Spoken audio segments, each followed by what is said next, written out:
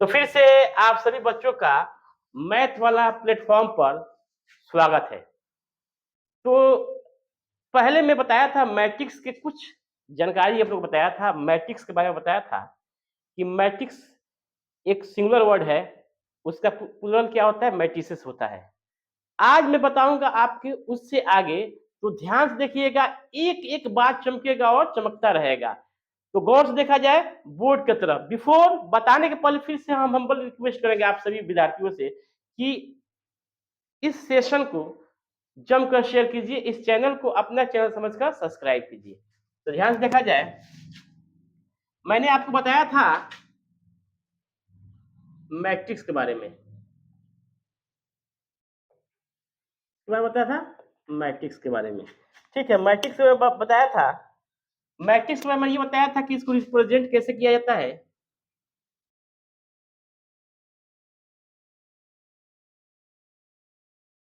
Representation कैसे किया जाता है इसका, तो मैं कुछ सिंबल आपको बताया था। सबसे पहले मैंने बताया था एक इस टाइप का बताया था आपको।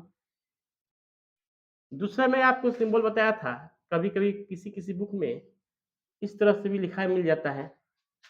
तीसरा सिंबल हमने बताया था आपको, ऐसा बताया था। और चौथा जो बताया था आपको सिंबल बताया था मैं कुछ इस प्रकार से बताया था, डबल डंडा के साथ लगाना, है ना। ऐसा मैं बताया था आपको रिप्रेजेंटेशन ऑफ मैट्रिक्स। अब इसके आगे मैं बताऊंगा कि देखिए मैट्रिक्स को हमेशा, मैट्रिक्स को यानी कि शुद्ध हिंदी में अवायु को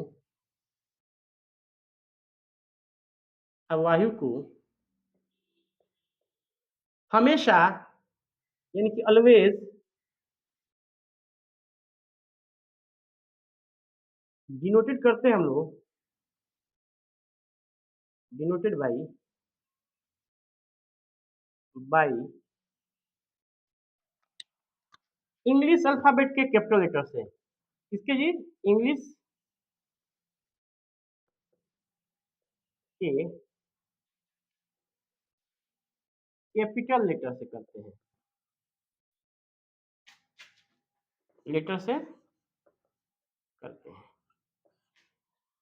कभी भी मैट्रिक्स को अगर हम डिनोट करेंगे, चाहे सिंबल कोई भी हो, ये हो ये हो ये हो या ये हो, कोई भी सिंबल दिया गया हो, कोई भी नोटेशन दिया हो, कोई भी आपका रिप्रेजेंटेशन दिया हो, शकल कैसा भी हो, ये चारों में से कोई भी शकल हो, लेकिन रिप्रेजेंट जब करेंगे उसका तो इंग्लिश के कैपिटल लेटर से करेंगे। जैसे देखे, ध्यान से देखा जाए, जैसे मैंने कहने का मतलब है ये कि यहाँ पर कुछ इसमें एलिमेंट होंगे, ए बी को नहीं देंगे, सॉरी, सी डी ई और एफ। ये क्या हुआ? जब मैट्रिक्स हुआ, दोनों तरफ से डब्बा में क्या कर दिया गया? बंद कर दिया गया। क्या हो गया? आपका मैट्रिक्स हुआ। इसको हमेशा इंग्लिश के किसके कैपिटल लेटर से हम लोग क्या करते हैं? डिनोट करते हैं। क्या करते हैं बहू? डिनोट करते हैं। अब ध्यान से देखा जाए गौर से, ये जो आपका लेटा हुआ दिखाई दे रहा है, इसको हॉरिजॉन्टल बोलते हैं हम लोग, हॉरिजॉन्टल बोलते हैं। और जो हॉरिजॉन्टल होता है उसी को हम लोग क्या कहते हैं? रो कहते हैं। क्या कहते हैं भाई? रो। क्या कहते हैं? रो। तो देखिए कितना इसमें हॉरिजॉन्टल है, तो दो है, R1 और R2। कितने रो है इसमें? दो रो है। ध्यान से देखा जाए, अब यहाँ पर जो वर्टिकल्स होता है, ये वर्टिकल्स दिखाई दे रहा है बाबू, वर्टिकल्स, ये वर्टिकल्स जो है आपका, ये कितना है जी? ध्यान दीजिएगा, एक, दो और तीन। ये वर्टिकल्स जो होता है, वर्टिकल्स जो होता है, वर्टिकल जो होता है उससे हम लोग क्या कहते हैं? कॉलम कहते हैं। क्या कहते हैं? कॉलम कहते हैं, ठीक है।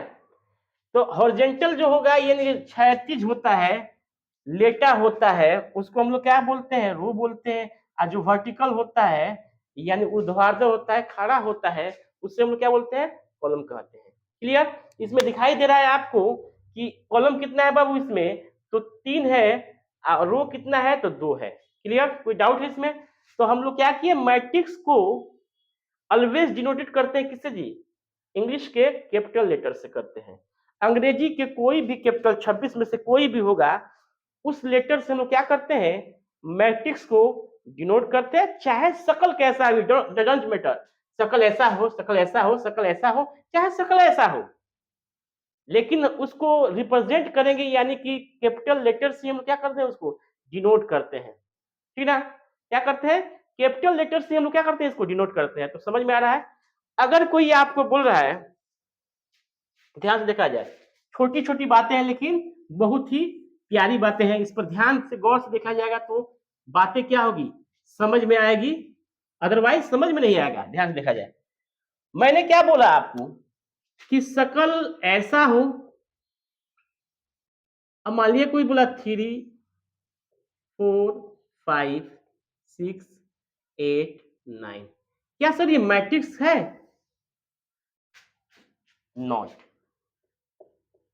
Not a matrix. ये एक अवायु नहीं है। क्यों नहीं है सर, क्या वजह है कि अवायु नहीं है? इसमें हम लोग कॉमन एक के साथ इसमें क्या किए हैं, डिजिट को लिखे हैं, इसलिए क्या है, मैट्रिक्स नहीं है। इसलिए क्या है बाबू, ये मैट्रिक्स नहीं है। अगर इसी चीज को हम लोग ऐसे लिख देते हैं, डालते 3 4 5 6 8 9, this is a matrix, this is a matrix. ये क्या है, एक मैट्रिक्स है, अवायु है। क्लियर, समझ में आ रहा है। अगर हम लोग कॉमा लगा के लिख दे रहे हैं तो ये क्या हो जाएगा, मैट्रिक्स आपका नहीं होगा। That's clear. कोई डाउट है इसमें? नहीं ना है तो आगे की तरफ हम लोग देखेंगे, ध्यान से गौर से देखा जाए।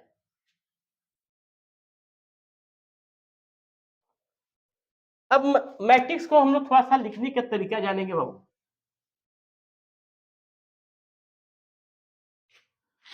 अब यहाँ पर जानेंगे, मान लीजिए कि रिप्रेजेंटेशन जो करते हैं कैपिटल लेटर से इसको डिनोट करते हैं।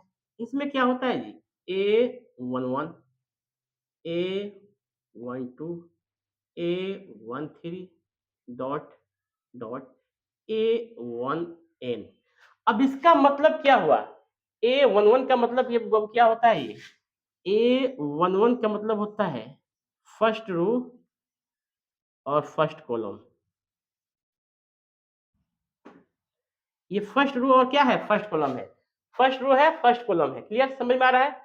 अब इसका मतलब क्या हो गया, A12 का मतलब होता है फर्स्ट रो, पहला रो, यहाँ पर लिख देंगे, इस तरह भी लिख देते हैं तो बेहतर समझ में आएगा। फर्स्ट रो और सेकेंड कॉलम, याद रखिएगा, फर्स्ट रो और कौन सा कॉलम जी, सेकेंड कॉलम। उसी तरह लिखते लिखते हम लोग पूरे लाइफ लिखते चले जाएंगे, इधर पूरे लाइफ लिखते चले, वन में बैठाते जाए और लास्ट में एन बैठाते हैं तो फर्स्ट रो और अनंत कॉलम क्या हो जाएगा, उसका हम लोग क्या कर, कल्पना भी नहीं कर सकते, लिख भी नहीं सकते, लाइफ टाइम लिखेंगे तब भी क्या होगा, खत्म नहीं होगा ये चीज एन। ठीक ना, लिखते रहेंगे लिखते रहेंगे लिखते रहेंगे। ठीक ना, इसका मीनिंग ये हुआ कि फर्स्ट रो आ अनंत कॉलम यानी एन कॉलम। ठीक है, उसी तरह ये सेकेंड में जैसे आएंगे हम लोग यहाँ पर, तो second column first row, second column second row, second column third, second row, sorry second row first column, second row second column, second row third column, इस तरह लिखते लिखते कहा जाएंगे ये second row n column. Clear, समझ में आ रहा है आप लोग को, कोई डाउट है किसी प्रकार के? अब देखिए इसके बाद यहां पर लिखेंगे ऐसे,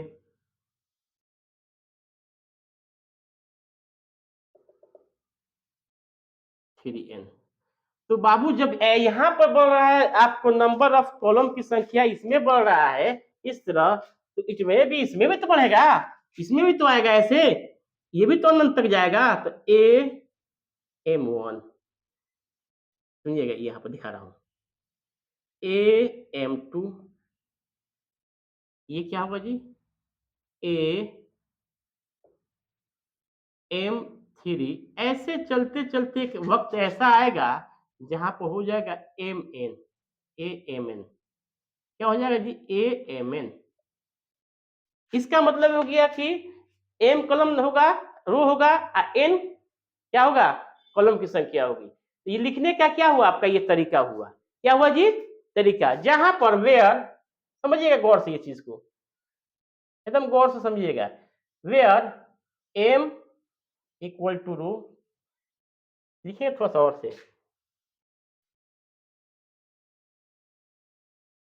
देखिए एम इक्वल टू क्या होगा, एम जो होता है शो कर रहा है आपका रो को, एम जो कर रहा है नंबर ऑफ रो को शो कर रहा है, एम किसको शो कर रहा है जी, नंबर ऑफ रो को कर रहा है, एन किसको शो कर रहा है, नंबर ऑफ कॉलम को।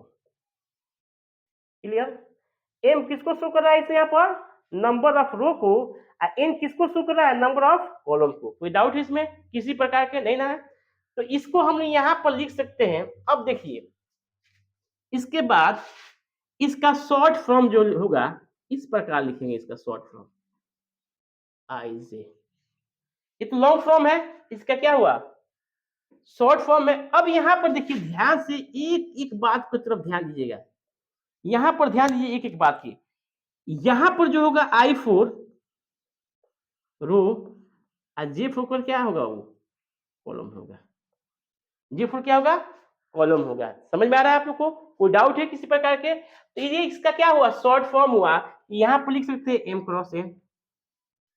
अब थोड़ा सा यहाँ से शुरू हो रहा है आपका मेन कहानी, तो टेक ए स्क्रीनशॉट, उसके बाद बता रहा हूँ आप लोग को, ध्यान से देखा जाए गौर से।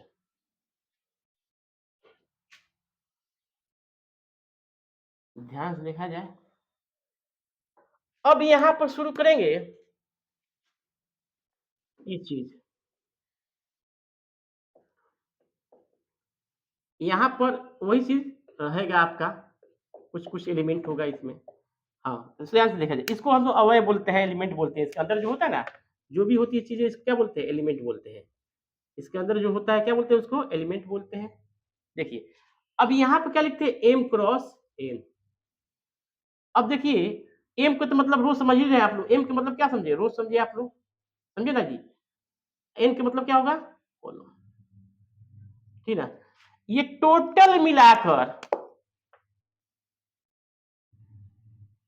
ये टोटल मिलाते हैं एम क्रॉस एन को, तो बोलते हैं ऑर्डर ऑफ मैट्रिक्स। क्या बोलते हैं, order of matrix, order, order of matrix, यानी कि अवायु के क्रम। क्या लिखते हैं बाबू, इसको बताते हैं हम लोग, अवायु के क्रम, क्रम।